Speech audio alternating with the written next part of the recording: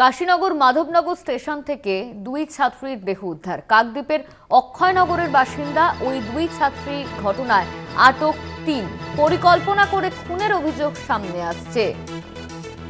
মানুষ প্রধান আমাদের সঙ্গে ফোন লাইনে রয়েছে। মানুষ, ঠিক কি ঘটনা ঘটেছিল আর এই ঘটনাকে কেন্দ্র করে কাউকে কি অ্যারেস্ট করা হয়েছে?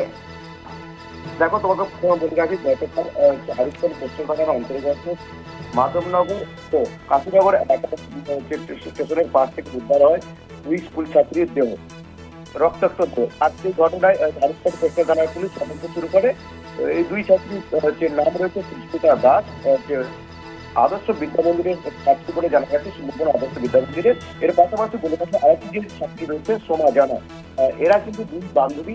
এরা কিন্তু গতকাল পড়তে যাওয়ার নাম করে বাড়ি থেকে বেরিয়েছিল। তারপরে পরিবারের সদস্যরা দীর্ঘ সময় ধরে খোঁজাখুঁজি করার পর যখন পাড়া হারুপাল পশ্চিম থানায় একটি অভিযোগ দায়ের করে, সেই অভিযোগের পরিপ্রেক্ষিতে হারুপুর পশ্চিম থানার পুলিশ গতকাল রাতে তদন্ত শুরু করে কাশীনগর ও মাধবনগরে রেল লাইনের পাশে দুই ছাত্রীর দেহ উদ্ধার করে। এই ঘটনায় যেটা পরিবারের সূত্রে যারা আগে জানা যাচ্ছে, দীর্ঘদিন ধরে এই যে দুই ছাত্রী দুটি ছেলের সঙ্গে দুটি ছেলের সঙ্গে প্রেম করেছিল।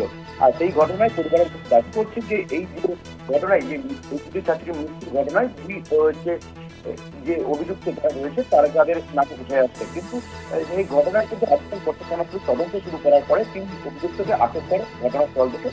এখনো কিন্তু জিজ্ঞাসাবাদের জন্য কাকদ্বীপ হরিশপুর থানা পুলিশ তারা কিন্তু তদন্ত চালাচ্ছে। এই ঘটনার পিছনে আর কে বা কারা জড়িত আছে, গোটা ঘটনা চালাচ্ছে হরিশপুর থানা পুলিশ।